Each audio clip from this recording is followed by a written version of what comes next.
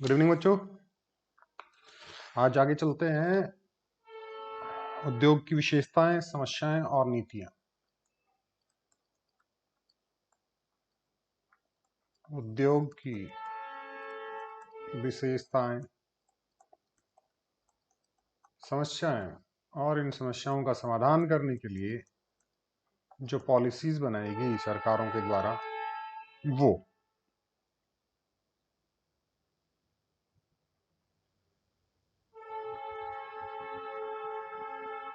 इस ट्रेन को चली जाने दो। एक बार आवाज आ रही होगी ना आपके पास।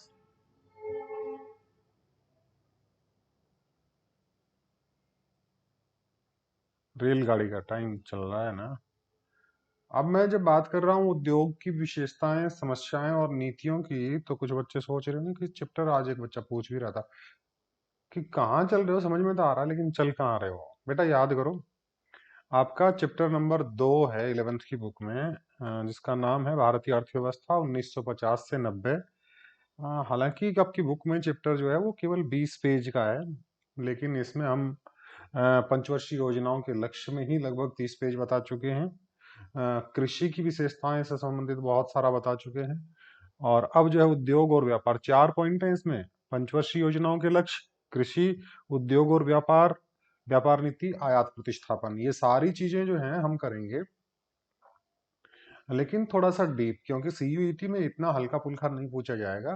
आपको गहन अध्ययन करना पड़ेगा, इसलिए आपको सारी चीजें बताता हूँ। ठीक है ना बेटा। तो आज पढ़ेंगे उद्योग की विशेषताएं, समस्याएं और नीतियां। समझे ना बात। उद्योग की विशेषताएं, समस्याएं और नीतियां। सबसे पहली बात करें कि भारत जैसी जो अल्प विकसित अर्थव्यवस्था है,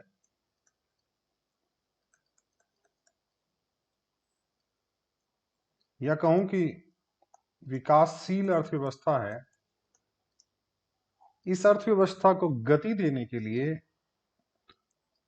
सबसे ज्यादा जरूरत पड़ेगी उद्योग,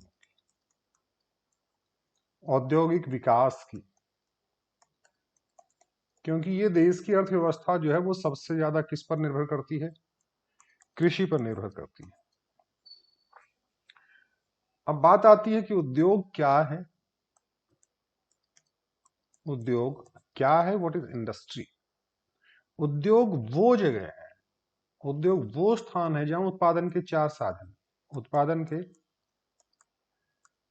4 साधन कौन कौन से साधन आप पढ़ चुके हैं? भूमि, श्रम, पूंजी और उद्यम, या कई जगह संगठन लिखा हुआ होता है। ये आप चीजें पढ़ चुके हैं। उत्पादन के 4 साधन जो हैं, इनको लगा के जहां उत्पादन किया जाता है, इन 4 साधनों की सहायता से जहां उत्पादन किया जाता है, दिस इज कॉल्ड इंडस्ट्री या उद्योग। समझे? योजना आयोग, बार बार हम जिक्र करेंगे योजना आयोग का, और जब भी जिक्र करेंगे तब हम बताएंगे कि योजना आयोग की स्थापना कब हुई? 1950 में। इसके अध्यक्ष कौन होते हैं? होते थे प्रधानमंत्री, है ना। आपसे ये पूछे कि प्रथम अध्यक्ष कौन? पंडित जवाहरलाल नेहरू। क्यों? क्योंकि प्रथम प्रधानमंत्री थे। आपसे ये पूछे जाए कि अंतिम अध्यक्ष कौन थे, तो श्री नरेंद्र मोदी। क्योंकि जब ये योजना आयोग को समाप्त किया गया और इसकी जगह नीति आयोग का गठन किया गया, तो प्रधानमंत्री श्री नरेंद्र मोदी थे। तो योजना आयोग क्या कहता है कि औद्योगिक विकास जो है, औद्योगिक विकास हमारे विकास की व्यू रचना में, हमारे विकास की व्यू रचना में विविधीकरण की बात करता है।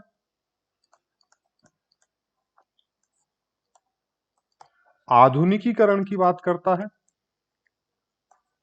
आधुनिकीकरण की बात करता है और स्वावलंबन की बात करता है। किसकी बात करता है बेटा? स्वावलंबन की। कहने का मतलब योजना आयोग ने जो डेफिनेशन दी औद्योगिक विकास की, इंडस्ट्रियल डेवलपमेंट की, उसने ये कहा कि औद्योगिक विकास हमारे देश की कोई भी उद्योगों में जो व्यू रचना है, स्ट्रेटेजी है, उसके बारे में विविधीकरण की बात करता है, आधुनिकीकरण की बात करता है और स्वावलंबन की बात करता है। ये प्लानिंग कमीशन की बात है। प्लानिंग कमीशन के अकॉर्डिंग ये बातें औद्योगिक विकास के संदर्भ में कही गई हैं। और औद्योगिक विकास पूरे देश के लिए लाभदायक होता है। इस संदर्भ में बायर और यामे का नाम हो रहा था, दो अर्थशास्त्री बायर और यामे विदेशी अर्थशास्त्री थे। इन्होंने कहा कि औद्योगिकरण व्यापक रूप से आर्थिक विकास, दो चीजों की कुंजी है। औद्योगिकरण दो चीजों की कुंजी है, एक तो आर्थिक विकास की और एक उच्च जीवन स्तर की। उच्च जीवन स्तर की, आर्थिक विकास और उच्च जीवन स्तर की कुंजी माना जाता है किसको? औद्योगिकरण को। ये किसने कहा? बायर एंड यामे ने कहा। बायर एंड यामे ने ये कहा कि आर्थिक विकास और उच्च जीवन स्तर की कुंजी है क्या? औद्योगिकरण, इंडस्ट्रियलाइजेशन।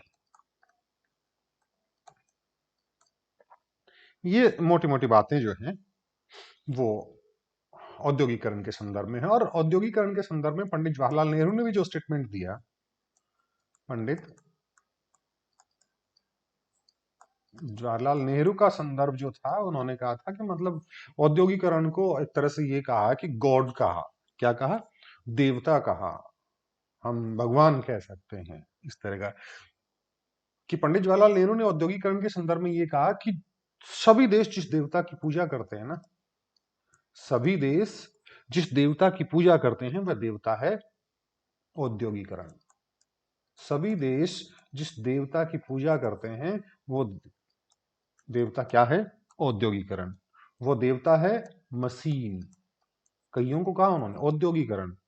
वो देवता है अधिक उत्पादन और प्राकृतिक शक्ति और संसाधनों का अधिक से अधिक लाभ के लिए उपयोग करना। ये पंडित जवाहरलाल नेहरू ने कहा था। क्या कहा था? The god which all the countries worship is the god of industrialisation, the god of machine, the god of high production and utilisation of natural power and resources for greater advantage.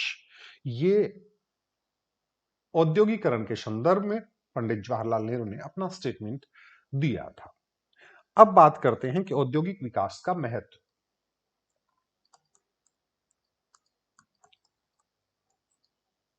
औद्योगिक विकास का महत्व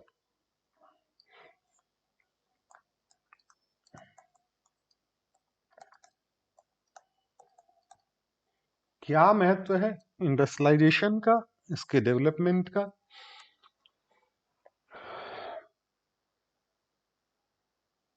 औद्योगिक विकास जो है ना, वो किसी भी देश की, हम भारत के संदर्भ में बात करें तो वहां की निर्धनता की बात करें तो उससे उबारने में सहायक होता है।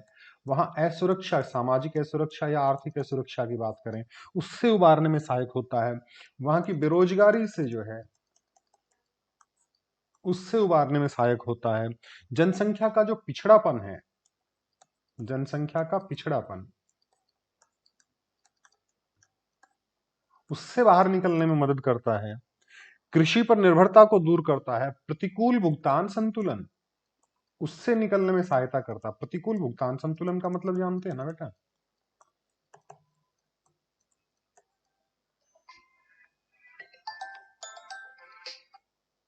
प्रिय ग्राहक, बधाई हो, आपको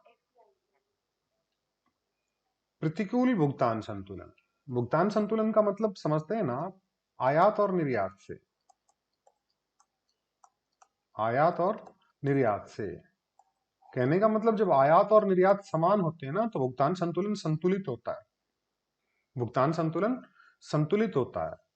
और प्रतिकूल का मतलब नेगेटिव जा रहा है। नेगेटिव कब जाएगा? जब आयात तो ज्यादा होंगे और निर्यात कम होंगे। कहने का मतलब हमारे यहाँ से पूंजी जो है दूसरे देश में जाएगी ज्यादा और आएगी कम, इसलिए वो भुगतान संतुलन क्या होता है, प्रतिकूल है। उस प्रतिकूल को ठीक करने के लिए औद्योगिकरण का बड़ा योगदान होता है। अब कौन कौन से तथ्य हैं भारतीय अर्थव्यवस्था में जो आपके औद्योगिक विकास को प्रदूषित करते हैं? सबसे पहली बात है संतुलित विकास।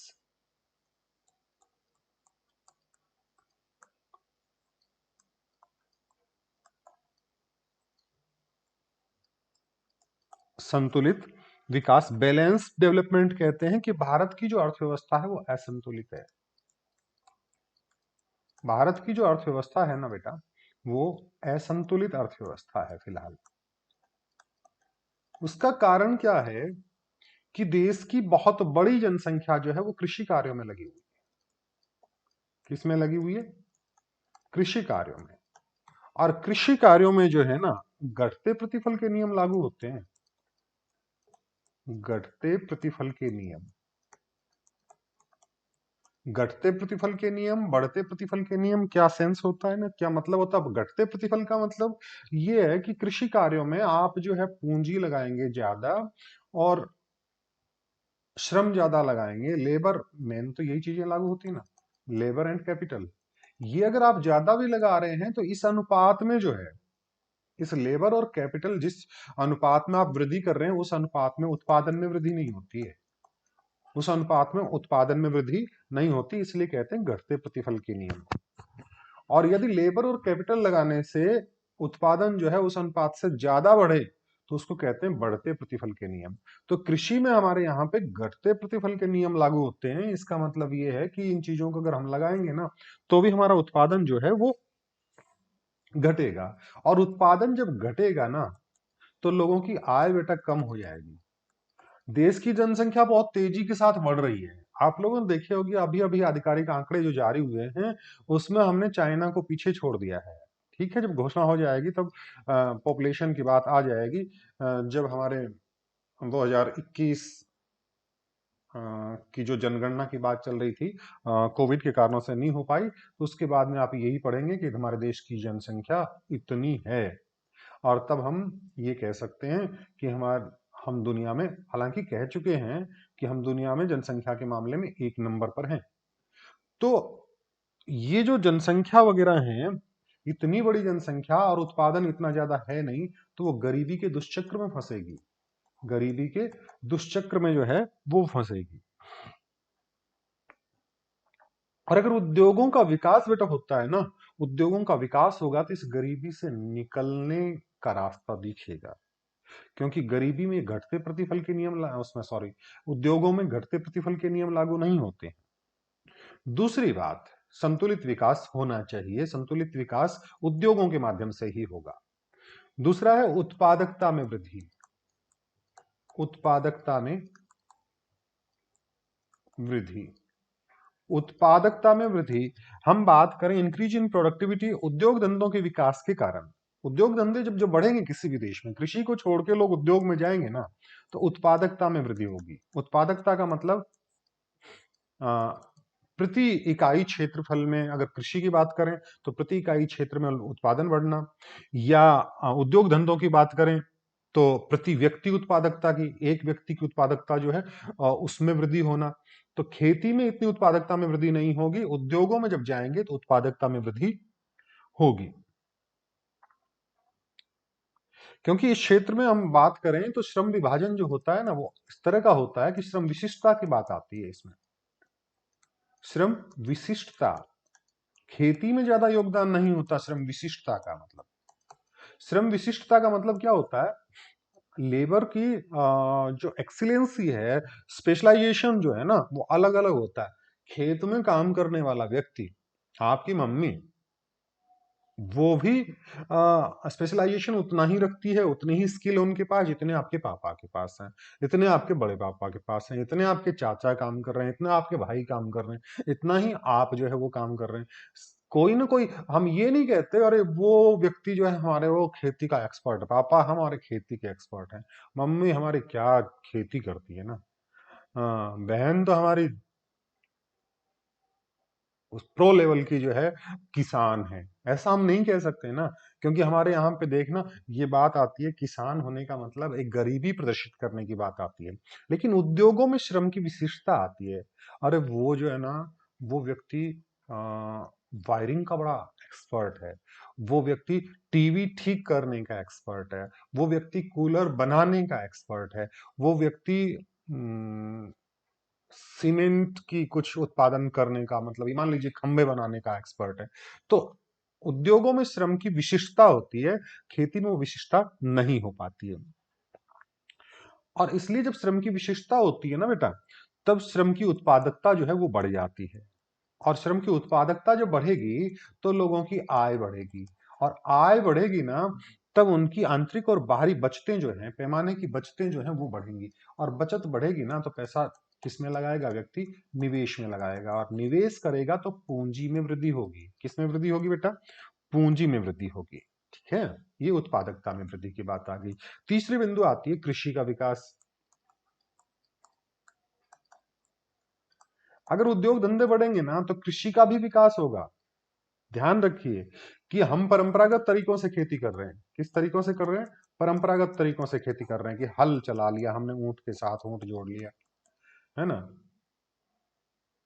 हमारे पास लेटेस्ट टेक्नोलॉजी के जो है साधन नहीं है। लेकिन अगर उद्योगों का विकास होगा तो लेटेस्ट टेक्नोलॉजी के उपकरण आएंगे, यंत्र आएंगे, औजार आएंगे, ट्रैक्टर आएंगे, मशीन आएगी, कल्टीवेटर आएंगे, और बहुत सारी चीजें हैं। क्योंकि देश की एक बहुत बड़ी जनसंख्या जो है वो खेती पर, आज के दिन बात करें तो लगभग आधी से ज्यादा जनसंख्या जो है वो खेती पर निर्भर करती है, और उनके पास टेक्नोलॉजी नहीं है, इसलिए उत्पादकता कम है। लेकिन अगर उद्योगों का विकास होगा ना, तो लोग खेती को अच्छे से कर पाएंगे। एक तो उद्योगों का विकास होने से एक फायदा तो ये होता है, देखिए मान लीजिए 50% जनता जो है वो कृषि पर निर्भर है। उद्योगों का विकास होगा तो इधर से कुछ जनसंख्या कहाँ जाएगी? उद्योगों में जाएगी। इधर उद्योगों में जाएगी तो कृषि के ऊपर वजन कम होगा ना। 50% लोग काम कर रहे हैं, 40% लोग काम करेंगे। 40% लोग काम करेंगे तो क्या होगा?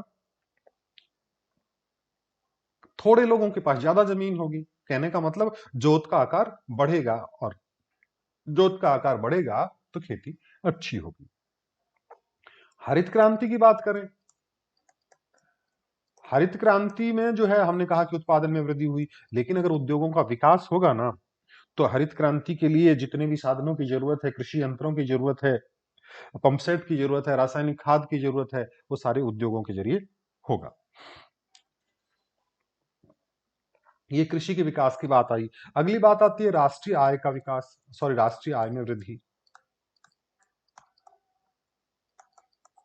अब सीधी सी बात है कि राष्ट्रीय आय में वृद्धि, उद्योगों का जब विकास होगा ना बेटा, तो हमने कहा था उत्पादकता में वृद्धि हुई, और उत्पादकता में वृद्धि होगी तो लोगों की आय में वृद्धि होगी, और लोगों की बचतें बढ़ेंगी, निवेश बढ़ेगा, निवेश बढ़ेगा, पूंजी में वृद्धि होगी, पूंजी में वृद्धि होगी तो हमारी राष्ट्रीय आय में वृद्धि होगी। और आप देखेंगे जिस देश में उद्योगों का विकास ज्यादा हो रहा है, उस देश में राष्ट्रीय आय में जो योगदान है ना, वो सबसे ज्यादा योगदान आपका जो सेकेंडरी सेक्टर है वो, और टर्सरी सेक्टर है वो, यानी द्वितीयक क्षेत्रक और तृतीयक क्षेत्रक, दोनों में राष्ट्रीय आय का योगदान सबसे ज्यादा होता है। हम ये बात करें आज के दिन, आपसे प्रश्न पूछा जाता है, क्या प्रश्न पूछा जाता है? कि भारत में राष्ट्रीय आय में योगदान कौन से क्षेत्र का सबसे ज्यादा है? ऑप्शन ए प्राथमिक क्षेत्र, ऑप्शन बी सेकेंडरी या द्वितीयक क्षेत्र, ऑप्शन सी तृतीयक क्षेत्र, और ऑप्शन डी सारा एक जैसा है। याद रखना, आज के दिन तृतीय क्षेत्र में योगदान, अगर 2020-21 की बात करूं तो राष्ट्रीय आय में 54% योगदान जो है वो तृतीय क्षेत्र का था, 26% योगदान जो है वो सेकेंडरी सेक्टर का था, और बाकी बचा हुआ इसका था। राष्ट्रीय आय में वृद्धि के साथ साथ रोजगार में वृद्धि की बात है, रोजगार में वृद्धि की बात आती है कि जब उद्योगीकरण बढ़ेगा, नए नए उद्योग मिलेंगे, नए नए उद्योग बढ़ेंगे तो वहां पे रोजगार की संभावना बढ़ेगी, और रोजगार के अवसर बढ़ेंगे। तो आपको पता है उद्योगों में बढ़ते प्रतिफल के नियम लागू होते हैं, और बढ़ते प्रतिफल के नियम लागू होने का मतलब ये है कि जैसे जैसे लेबर बढ़ेगा वहां पे, वैसे वैसे उत्पादन बढ़ेगा, और उत्पादन बढ़ेगा तो लोगों की जेब में पैसा आएगा, पैसा आएगा तो आप जानते हैं ना क्या करेंगे हम, ज्यादा डिटेल्स में नहीं जाएंगे। और जब ज्यादा पैसे आएंगे ना तो अगला बिंदु है जीवन स्तर में वृद्धि। जीवन स्तर में वृद्धि जो आपको चाहिए। हर किसी का सपना होता है कि दुनिया भर का पैसा हो हमारे पास। लाइफस्टाइल मेंटेन करना चाहते हैं, अच्छी वाली लाइफस्टाइल, स्वैग हो हमारा, लंबी सी गाड़ी हो, एक सपनों के राजकुमार से शादी हो। मैं सपनों के राजकुमार की बात क्यों कर रहा हूं, क्योंकि सीईटी की तैयारी करने वाली लगभग लड़कियां हैं। सफेद घोड़े पे होके सवार होके आएगा, और अगर जीवन स्तर में वृद्धि नहीं हुई ना बेटा, तो सफेद घोड़ा छोड़िए,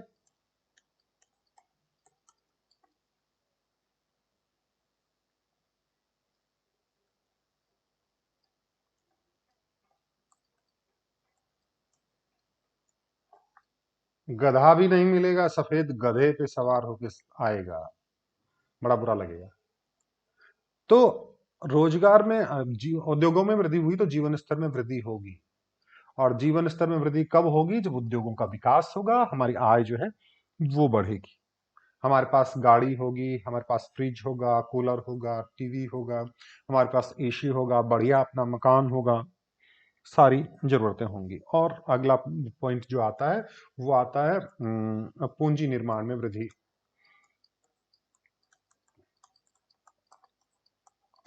पूंजी निर्माण में वृद्धि, सीधी सी बात है कि जब पैसा बढ़ेगा तो आय में वृद्धि होगी, और आय में वृद्धि होगी तो लोगों की सीमांत बचत प्रवृत्ति बढ़ेगी, बचत की प्रवृत्ति बढ़ेगी, और सीमांत बचत प्रवृत्ति बढ़ेगी तो व्यक्ति जो है वो निवेश में वृद्धि करेगा। किसमें वृद्धि करेगा, निवेश में वृद्धि करेगा, और निवेश में वृद्धि करने का मतलब उसके पूंजी निर्माण में वृद्धि होगी। अगला बिंदु है राष्ट्रीय प्रतिरक्षा में योगदान। राष्ट्रीय प्रतिरक्षा में योगदान, role in national defence. National defence में यानी देश की सुरक्षा के जितने भी साधन हैं, आपके तोप हैं, आपके टैंक हैं, बम बनाना, हथियार बनाना, और हेलीकॉप्टर बनाना, हवाई जहाज बनाना, जलपोत बनाना, बहुत सारी चीजें बनाना, और इनके लिए किसकी जरूरत पड़ेगी बेटा, उद्योग की जरूरत पड़ेगी। किसकी जरूरत पड़ेगी, उद्योग की जरूरत पड़ेगी।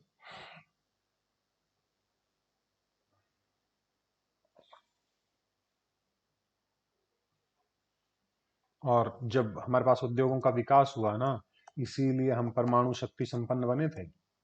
हमने परमाणु परीक्षण किए हैं। एक परमाणु परीक्षण किया हमने हमारे प्रधानमंत्री इंदिरा गांधी जी के कार्यकाल में, और दूसरा परमाणु परीक्षण हमने किया जैसलमेर के पोखरण में, जब माननीय वाजपेयी जी उस टाइम पे प्राइम मिनिस्टर थे। अब बात आती है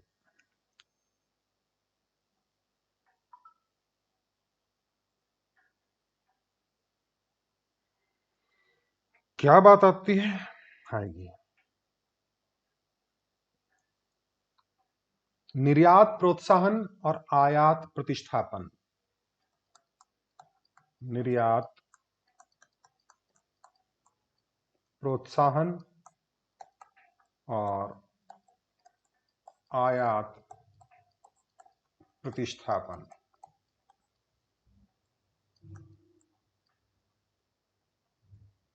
एक्सपोर्ट प्रमोशन और इंपोर्ट सब्स्टिट्यूशन।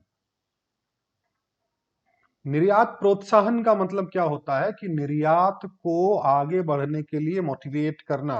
दो तरीके से निर्यात प्रोत्साहन होता है, एक तो निर्यात की मात्रा में वृद्धि, निर्यात की मात्रा में वृद्धि, और मात्रा में वृद्धि के साथ साथ निर्यात के मूल्य में वृद्धि। निर्यात के मूल्य में वृद्धि यानी दोनों ही होनी चाहिए। ऐसा नहीं है कि हम मात्रा में वृद्धि तो कर दें लेकिन केवल ऐसे सामान के निर्यात हम बढ़ा रहे हैं जिससे पैसा हमारे पास, धनराशि जो है, पूंजी जो है वो ज्यादा नहीं आ रही है। इसके मात्रा में वृद्धि के साथ साथ निर्यात के मूल्य में भी वृद्धि करना जरूरी है।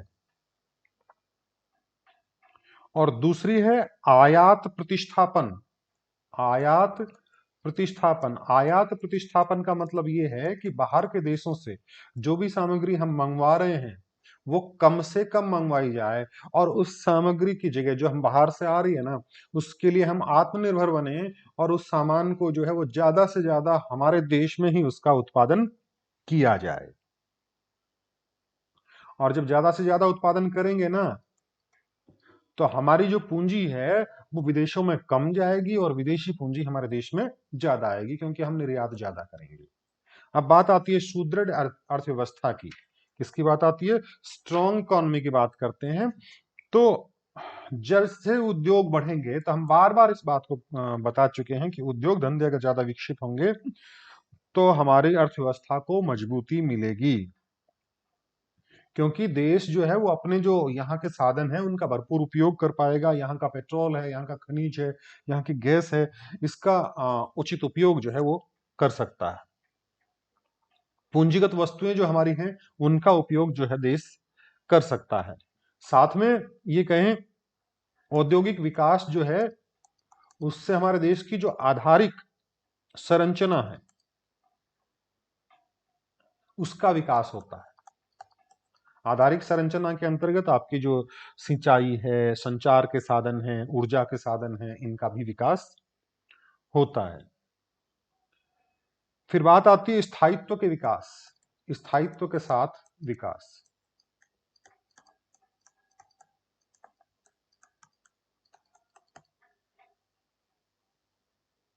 स्थायित्व का मतलब ये है कि एक स्थायित्व, मैं आपको एक संदर्भ बताऊं छोटा सा। अगर हम अपने उदाहरण के साथ बात करूं तो ये है ना कि जैसे एक व्यक्ति ने एक बार में जो है 20 लाख रुपए कमा लिए,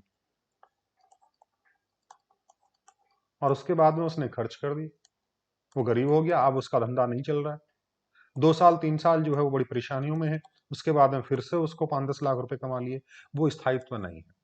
स्थायित्व ये है कि उसने इस तरह से विकास किया है कि वो अपना लाइफस्टाइल मेंटेन कर रहा है, और धीरे धीरे धीरे धीरे उसका जो जीवन स्तर है वो बढ़ता जा रहा है। तो वो स्थायित्व है। तो हमारे यहाँ का जो विकास है ना, वो ऐसा नहीं हो कि एक साल तो हमारी इकोनॉमी बहुत ऊपर गई, दूसरे साल बहुत डाउन चलेगी। एक लेवल पे बनी रहने के बाद में जो है आधारित संरचना में स्थायित्व के साथ विकास होगा। और बात आती है मानवीय पूंजी का विकास। मानवीय पूंजी से क्या मतलब समझते हैं आप? मानवीय पूंजी का मतलब हमारी मानव की जो है वो किस प्रकार से विकास हो? कार्यकुशलता में वृद्धि हो। कार्यकुशलता में वृद्धि के लिए किसकी जरूरत पड़ेगी बेटा? एजुकेशन की जरूरत पड़ेगी। अगर किसी भी देश की पॉपुलेशन एजुकेटेड है तो वहां पे स्किल बढ़ा हुआ मिलेगा, अच्छे स्किल के लोग मिलेंगे। और आप केवल 12वीं पास कर लिए बेटा और उसके बाद में कुछ भी नहीं करेंगे तो आपके पास स्किल नहीं है। और स्किल नहीं है तो आप क्या काम करेंगे? किसी फैक्ट्री में मजदूर का काम करेंगे, किसी कारखाने में काम करेंगे, या किसी जगह खेत में जो है आप छोटा मोटा काम करेंगे, कहीं मजदूरी का काम करेंगे। आपको बहुत बढ़िया स्किल वाला काम जो है वो नहीं मिलेगा। तकनीकी ज्ञान जो है वो भी आपकी कार्यकुशलता और इसके अंदर मानवीय पूंजी के विकास में आता है। स्वास्थ्य की बात आती है, क्योंकि स्वस्थ होंगे तभी तो आप काम कर पाएंगे। तो ये बात आती है। ये आपके औद्योगिक विकास के संदर्भ में कुछ मोटी मोटी बातें थी। 1 मिनट रुकिएगा। हाँ तो बेटा जी, बात करते हैं भारत की औद्योगिक नीति की। भारत की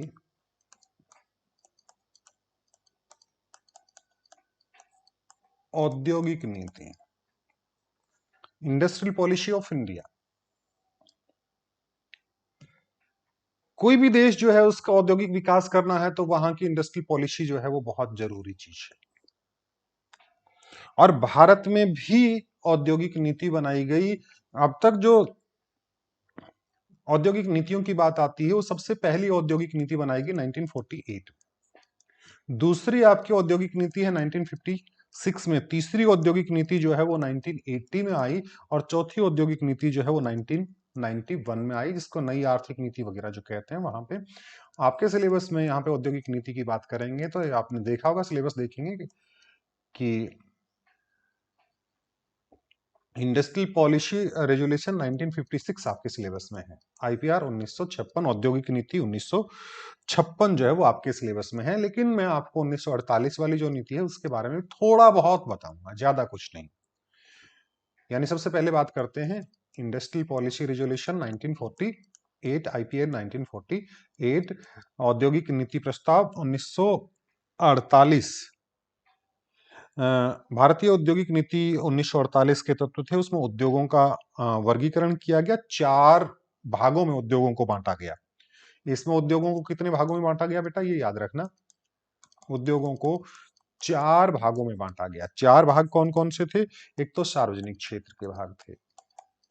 पहला जो भाग था वो सार्वजनिक क्षेत्र का था। इसमें पूरी तरह से जो है अस्त्र शस्त्र की बात करें, अणुशक्ति की बात करें, रेलवे की बात करें, ये सार्वजनिक क्षेत्र के थे।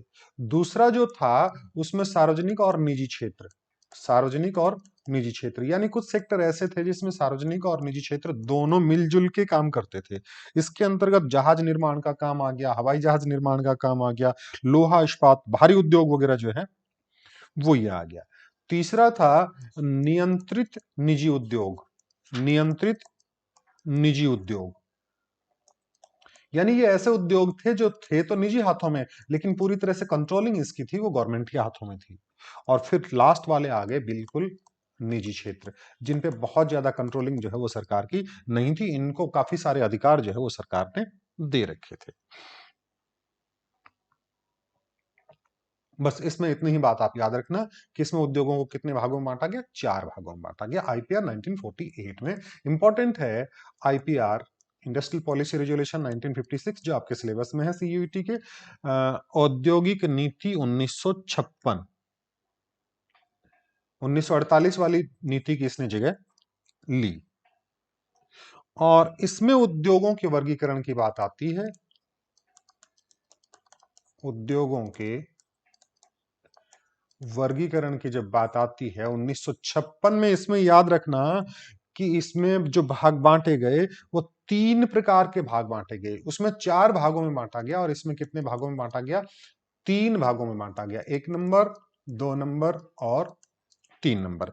1 नंबर जो था जिसको कहा गया पब्लिक सेक्टर या सार्वजनिक क्षेत्र। कौन सा क्षेत्र कहा गया बेटा इसको, सार्वजनिक क्षेत्र। और याद रखना इस सार्वजनिक क्षेत्र में 17 उद्योगों को शामिल किया गया, पहले बता चुका हूं इस चीज को। उद्योगों का वर्गीकरण जब किया गया तो पब्लिक सेक्टर में पहले वर्ग में शेड्यूल ए कहा गया, इसको याद है ना, मैंने पहले बताया शेड्यूल ए, कैटेगरी ए। इसमें 17 उद्योग लिए गए और 17 उद्योग में स्पेशली इस तरह के जहां पे पूरी तरह से सार्वजनिक क्षेत्र होता है ना, वहां पे ये अणु परमाणु ये चीजें तो होती ही होती हैं, तो याद रख लेना। अणु शक्ति, युद्ध का सामान बनाने वाले सेक्टर्स, भारी मशीनरी का है, भारी बिजली का सामान बनाना है, खनिज तेल से संबंधित है, कोयले से संबंधित है, ये सारे सेक्टर्स जो है वो कौन से सेक्टर में है, टेलीफोन का है, बेतार के उद्योग हैं, बेतार का मतलब वायरलेस वाला, शीशे जस्ते के खान जो है वो आ गए सार्वजनिक क्षेत्र के अंतर्गत। इसमें 17 उद्योग थे। कितने रखे गए, 17। और दूसरा था कैटेगरी बी, अनुसूची बी, शेड्यूल बी, 2 नंबर पे इसके अंतर्गत रखे गए 12 उद्योग। कितने उद्योग, 12 उद्योग रखे गए, जिनको कहा गया सार्वजनिक व निजी, सार्वजनिक व निजी। यानी इसके अंदर सार्वजनिक क्षेत्र के उपक्रम भी हैं और निजी क्षेत्र के उपक्रम भी हैं। इसमें थोड़ा सा ये कहा गया कि सार्वजनिक क्षेत्र के उपक्रम और निजी क्षेत्र के उपक्रम किस तरह से चलेंगे, कि नया कोई उद्योग लगाना है तो वो तो लगाएगी सरकार, उसके बाद में जो है ना आपको दे दिया जाएगा या आप साथ मिलके काम करेंगे, कोई भी समझौता होगा उस समझौते के तहत काम करेंगे, दोनों मिलजुल के काम करेंगे। तो ऐसे सेक्टर में कितने थे, 12। और बाकी जो बचे हुए थे वो सी सेक्टर में, सी टाइप में, सी शेड्यूल में, जो पूरी तरह से निजी हाथों में होंगे, पूरी तरह से निजी हाथों में होंगे। यानी जो ऊपर के 2 वर्गों में शामिल नहीं किए गए उनको जो है सेक्टर सी में शामिल किया गया।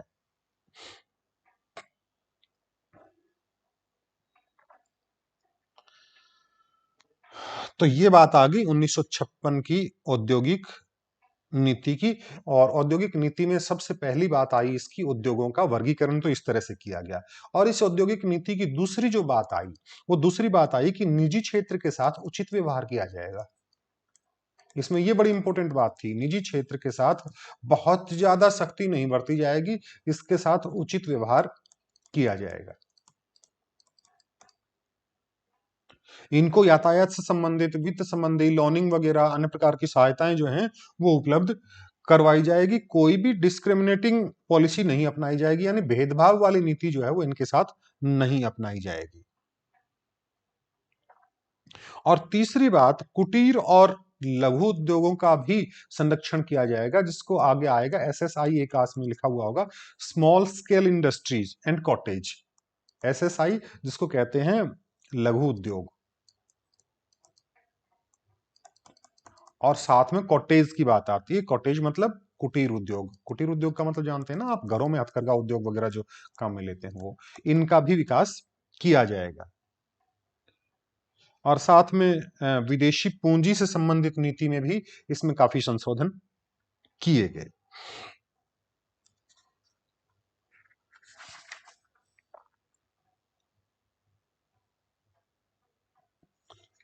अब एक पॉलिसी जो है और 1956 के बाद में औद्योगिक नीति 1991 की, बहुत ज्यादा डिटेल्स नहीं बताऊंगा IPR इसके बारे में, थोड़ा बहुत पूछा जा सकता है, सबके सिलेबस में लिखा हुआ नहीं है, लेकिन फिर भी उद्योग के संदर्भ में इसकी बात जरूर जिक्र होता है, इसलिए फिर भी इसको देख लें।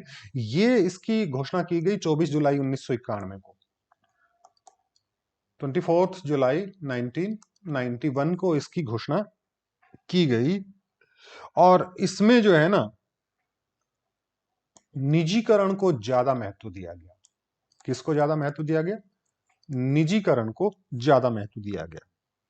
इसका उद्देश्य था उत्पादन वृद्धि में निरंतरता बनाए रखना, रोजगार के ज्यादा अवसर, उत्पादन को अंतरराष्ट्रीय प्रतियोगिता में शामिल करना, और ये था।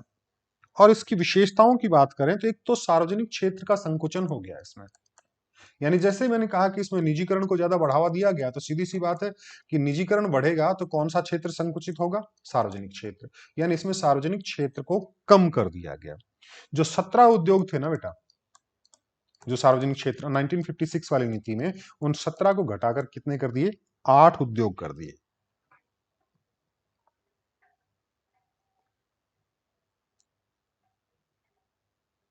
और बाकी जो उद्योग है, बाद के वर्षों में इन 8 को भी, और जो रिजर्व कैटेगरी के और जो थे उनको घटा के 2 कर दिए गए, और बाकी जो उद्योग थे वो किसको दे दिए गए? निजी क्षेत्र को दे दिए गए। और उसके बाद में सार्वजनिक क्षेत्र के लिए 2 ही बचे हैं। ये जो 2 बचे हैं, ये कौन कौन से बचे हैं 91 की नीति के अनुसार? एक तो परमाणु ऊर्जा, एटॉमिक एनर्जी, परमाणु ऊर्जा, और दूसरा रेलवे। परमाणु ऊर्जा और रेल परिवहन। 91 की नीति के अनुसार केवल 2 बचे, पहले 8 किए गए थे, बाद के वर्षों में जो है इसको भी घटा के 2 कर दिए, और दोनों कौन कौन से बचे? परमाणु ऊर्जा और रेल परिवहन। और धीरे धीरे आप देखेंगे सार्वजनिक क्षेत्र का भी निजीकरण किया जा रहा है। अभी थोड़े दिन पहले एयर इंडिया का किया गया, कुछ बैंकिंग का किया गया, और कुछ वित्तीय संस्थाओं के शेयर जो है 20% तक शेयर जो है वित्तीय संस्थाओं के बेचे। औद्योगिक लाइसेंसिंग की बात इसमें आई, पंजीकरण की समाप्ति, रजिस्ट्रेशन की समाप्ति कर दी गई। विदेशी पूंजी का जो भाग है वो इसमें बताया गया कि विदेशी पूंजी का यहाँ निवेश जो था वो पहले काफी कम था, और उसको जो है बढ़ा दिया गया, कि विदेशी जो इंडस्ट्रीज हैं उनको ये कहा गया कि आप हमारे देश में अब 50% तक जो है पूंजी लगा सकते हो, पहले 40% तक की सीमा थी। और इसमें एक अधिनियम का नाम और आता है, आप याद रखना, फेमा, FEMA। ये अधिनियम जो है वो इसके अंदर आता, विदेशी विनिमय प्रबंध अधिनियम, विदेशी विनिमय प्रबंध अधिनियम, यानी फॉरेन एक्सचेंज मैनेजमेंट एक्ट।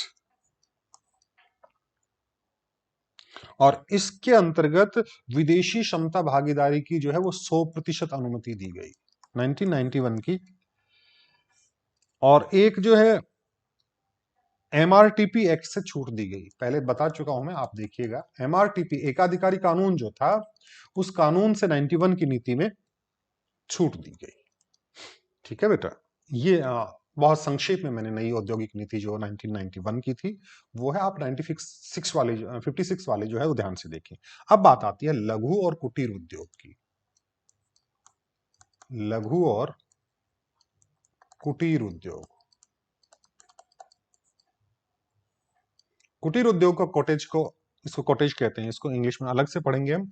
ये है लघु उद्योग जिसको कहते हैं स्मॉल स्केल इंडस्ट्रीज। क्या होती है इसके बारे में बताएंगे। एमएसएमई कहते हैं इनको, एमएसएमई। समय के साथ इसकी परिभाषा बदलती है। एमएसएमई में बात करें सबसे पहले जो है माइक्रो एंटरप्राइजेज या माइक्रो इंडस्ट्री जिनको हम कहते हैं, सूक्ष्म उपक्रम। कैसे उपक्रम? सूक्ष्म उपक्रम किसे कहते हैं? Micro enterprises. लेटेस्ट जब डेफिनेशन जो है वो सूक्ष्म उपक्रम की ऐसी है कि जिसमें वो इंडस्ट्रीज, वो उपक्रम जिसमें 2020 की परिभाषा है। कब की परिभाषा है? 1 जुलाई 2020 के अनुसार। उससे पहले कुछ अलग थी। 1 जुलाई 2020 के अनुसार माइक्रो उपक्रम जो है वो ऐसे उपक्रम हैं जिनके अंदर निवेश की जो सीमा है वो 1 करोड़ रुपए तक की है। याद रखना बेटा, ये बड़े इंपॉर्टेंट है और ऐसा प्रश्न बनता है कि माइक्रो उपक्रम किसे कहते हैं। लेटेस्ट डेफिनेशन के अनुसार ही पूछेगा। 1951 के अनुसार पूछेगा तो 5 लाख वगैरह कुछ सीमाएं हैं, उसकी बात बाद में कर लेंगे हम। माइक्रो उपक्रम या सूक्ष्म उपक्रम ऐसे उपक्रम हैं जिनमें निवेश की सीमा, इन्वेस्टमेंट की सीमा, कितना पैसा लगाया जा सकता है? 1 करोड़ रुपए। और विक्रय की जो सीमा है वो है 5 करोड़ रुपए। विक्रय की सीमा 5 करोड़ रुपए, वार्षिक विक्रय। यानी एक साल में आप 5 करोड़ रुपए का सामान बेच सकते हो। लेकिन डेफिनेशन में ये ज्यादा इंपॉर्टेंट है, ये चीज ज्यादा, कि माइक्रो उपक्रम में निवेश कितना किया जा सकता है? 1 करोड़ तक किया जा सकता है। और विक्रय, वार्षिक विक्रय कितना बेचोगे सामान? 5 करोड़ से ज्यादा सामान नहीं बेचोगे। 5 करोड़ से ज्यादा बेचोगे तो आप दूसरी एंटरप्राइजेज में आ जाओगे, दूसरी कैटेगरी में आओगे। याद रखना, एमएसएमई का पहला एम माइक्रो, पहला माइक्रो। दूसरा किसकी बात कर रहे हैं हम? एमएसएमई की। पहला आ गया माइक्रो, जिसको इंग्लिश में हमने क्या, हिंदी में क्या कहा हमने बेटा? सूक्ष्म। कैटेगरी में इसमें क्या रखा गया? निवेश की अधिकतम सीमा 1 करोड़, बेचने की अधिकतम सीमा 5 करोड़ सालाना, वार्षिक। दूसरा एस, एस का कहते हैं स्मॉल स्केल इंडस्ट्री या लघु उद्योग। कौन सा उद्योग बेटा? लघु उद्योग। अच्छे से याद रखना इनको। लघु उद्योग जो है इसके अंतर्गत निवेश की अधिकतम सीमा जो है वो 10 करोड़ की। निवेश की अधिकतम सीमा कितनी है लघु उद्योग में? 10 करोड़ की। और वार्षिक विक्रय जो है वो है 50 करोड़। वार्षिक विक्रय कितना है? 50 करोड़।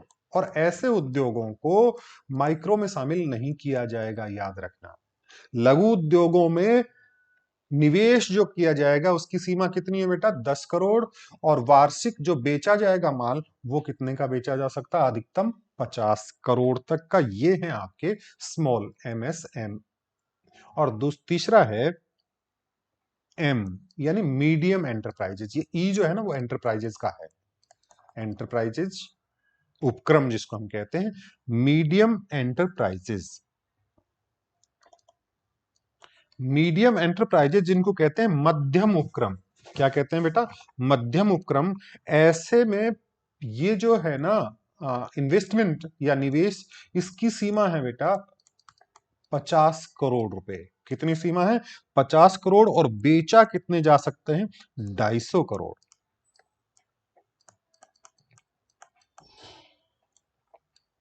बेचा कितना जा सकता है? 250 करोड़ सालाना।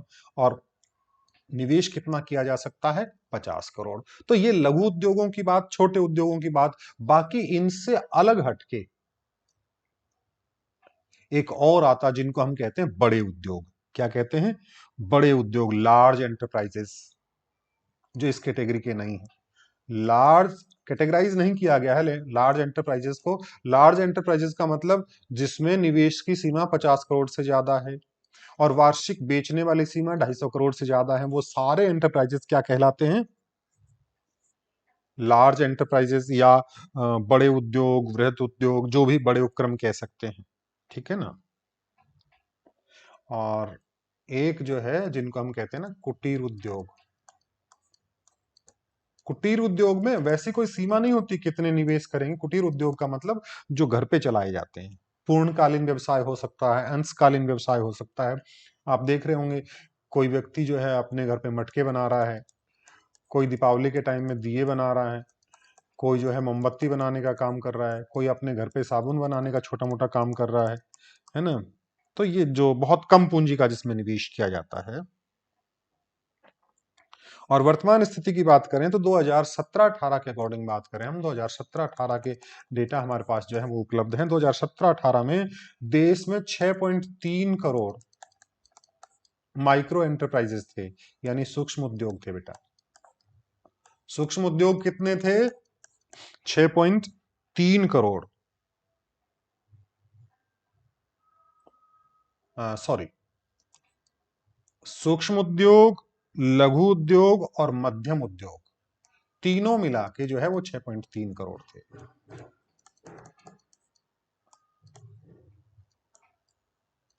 ये तीनों मिला के 6.3 करोड़ थे 2017-18 के अनुसार। और 11.1 करोड़ लोगों को ये रोजगार दे रहे थे।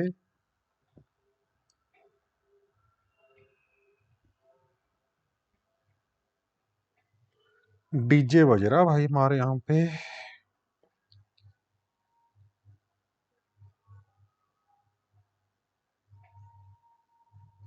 सकल घरेलू उत्पाद में, जीडीपी में इनका योगदान जो था वो बेटा 8% योगदान था। तो ये बात आ गई लघु और कुटीर उद्योगों की बात, है ना?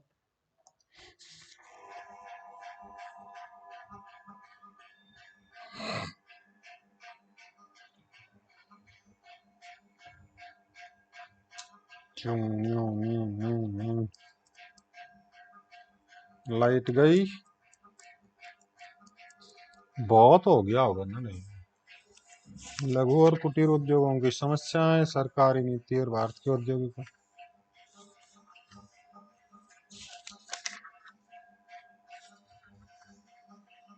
एक आधा घंटे का और उसमें क्लास और होगी, ज्यादा लंबा चौड़ा बचा नहीं है।